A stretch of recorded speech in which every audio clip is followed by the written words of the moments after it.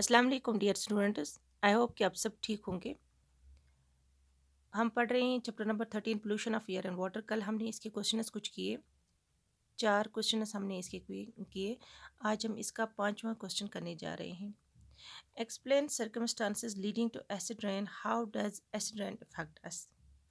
हमने इसको डिटेल में पढ़ा है, एसिड रेन किसको बोलते हैं। लेसन जो हमारा है pollution of air and water, pollution of air की वजह से जो एसिड रेन बनता है इसकी वजह क्या है, किस किस तरह से बनता है, तो इसके कौन कौन से मुज़र असरात हैं। तो यहाँ पे ये क्वेश्चन है, इसका आंसर है sulphur dioxide and nitrogen dioxide are the type of pollutants which are released into the atmosphere by the burning of fossil fuels like diesel and coal.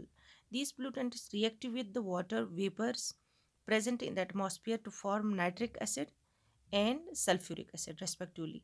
By precipitation, these acids come down and form the acid rain. Effect is caused by the acid rain.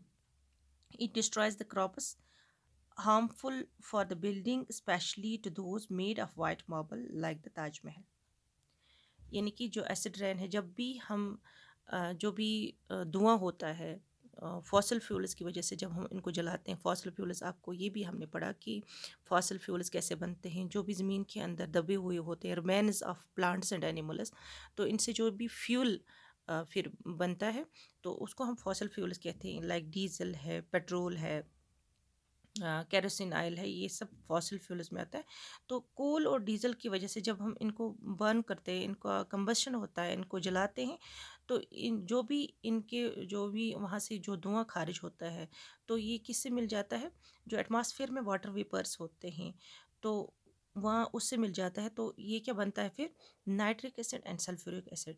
तो ये जहरीली एक जहर बन जाता है। तो जब भी बारिश पड़ जाती है तो इसके साथ ही मिल जाता है एसिड।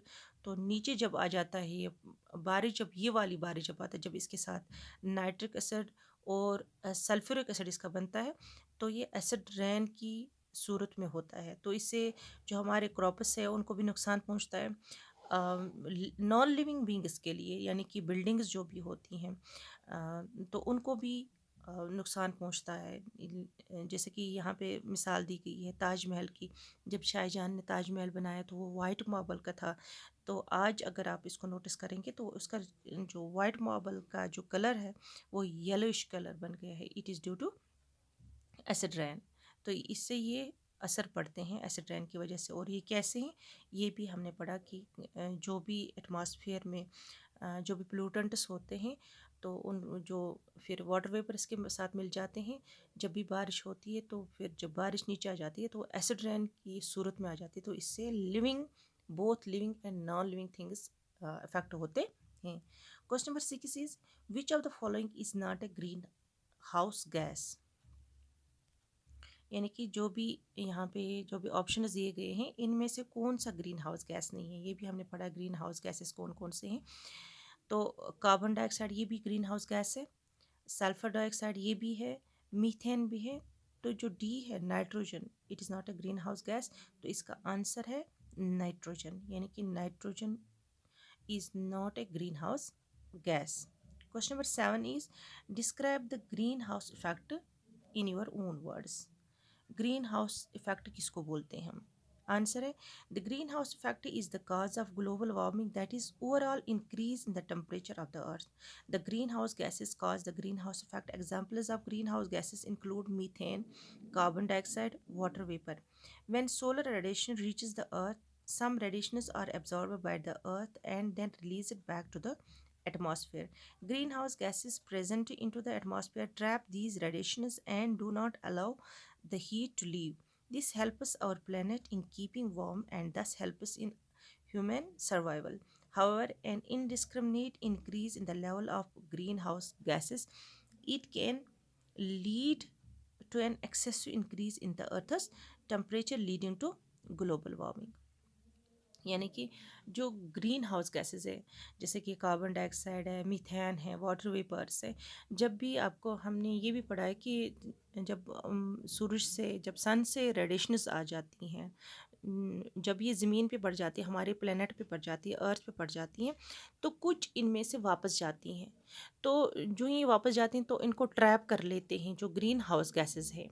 जैसे कि हमने अभी पढ़ा कि कार्बन डाइऑक्साइड है, मीथेन है, वाटर वेपर है। जो ये ग्रीन हाउस गैसेस है, इनको इनको पकड़ लेते हैं, आधों को पकड़ लेते हैं, सारा वापस नहीं जाने देते हैं इनको वापस।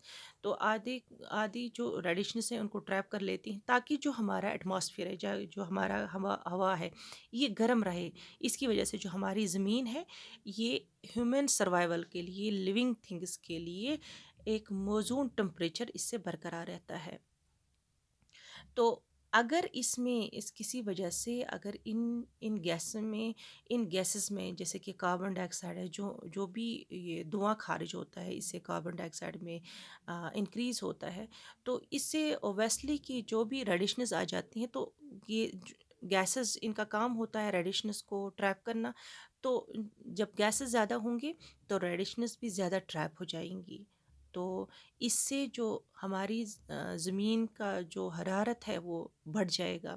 यानी कि हमारी ज़मीन का जो है ना, अर्थ का जो प्लेनेट का टेम्परेचर है, वो इससे इंक्रीज़ हो जाएगा। क्योंकि जो गैसेस थी, जो ग्रीन हाउस गैसेस है, उनका जब भी इंक्रीज़ हो, इनका जो ही इंक्रीज़ होता है, तो रेडिशंस भी जो सूरज से किरणें आ रही हैं, उनका भी ज़्यादा से ज़्यादा वहाँ पे इंक्रीज़ हो जाएगा। क्योंकि वो ट्रैप कर लेंगे, ज़्यादा गैसेस है तो उनको ट्रैप कर लेंगे। तो इससे हमारी ज़मीन जो है वो ज़्यादा हरारत में आ जाती है, उसका ज़्यादा टेम्परेचर होता है। तो जिसको हम दूसरे लफ्ज़ों में ग्लोबल वार्मिंग भी कहते हैं, जो आजकल हर जगह, हर न्यूज़ में आप सुनते हैं कि ग्लोबल वार्मिंग, ये अगर ये ग्लेशियर पिघल रहे